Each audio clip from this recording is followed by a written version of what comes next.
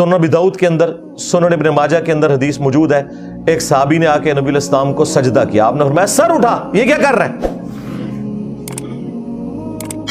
تو انہوں نے عرض کیا کہ ہم نجدیوں کے شہر کوفہ گئے تھے، وہاں ہیرا نامی ایک جگہ، وہاں لوگ اپنے سردار کو سجدہ کرتے ہیں، تو آپ تو اللہ کے محبوب ہیں صلی اللہ علیہ وآلہ وسلم، آپ نے فرمایا جب تم میری قبر سے گزرو گے، ہائے ہائے ہائے، کیا میری قبر پہ بھی سجدہ کرو گے؟ ان کا نہیں یا رسول اللہ۔ اچھا صحابہ کو یہ پتا تھا یہ کام نہیں کرنا، آپ نے فرمایا پھر مجھے کیوں سجدہ کر رہے ہو؟ اگر میں سجدہ جائز سمجھتا تو بیویوں سے کہتا کہ اپنے خامدوں کو کریں اس حق کے سبب جو اللہ تعالیٰ نے ان کو دیا ہے۔ بس یہ آخری حصہ یاد رکھا ہوا ہے، پوری حدیث عقیدہ توحید کو واضح کرنے والی تھی، شرک کو مٹانے والی تھی، انہوں نے ہڑپ کر لی۔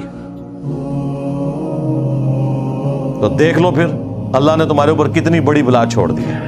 میرے نبی سا ہے ہی کوئی نہیں، تیرے بابے تھے شے ہی کوئی نہیں، تو بابوں کے آگے جا کے جھکتا ہے، نبی نے تو اپنے سامنے نہیں جھکنے دیا اس طریقے سے، لے جاؤ اپنے بابے تو کہتے بابے تھے شے ہی کوئی نہیں۔ بالکل، جب نبی علیہ السلام کسی کو سجدہ نہ کرنے دیں تو تیرے بابے کے شاید ہیں۔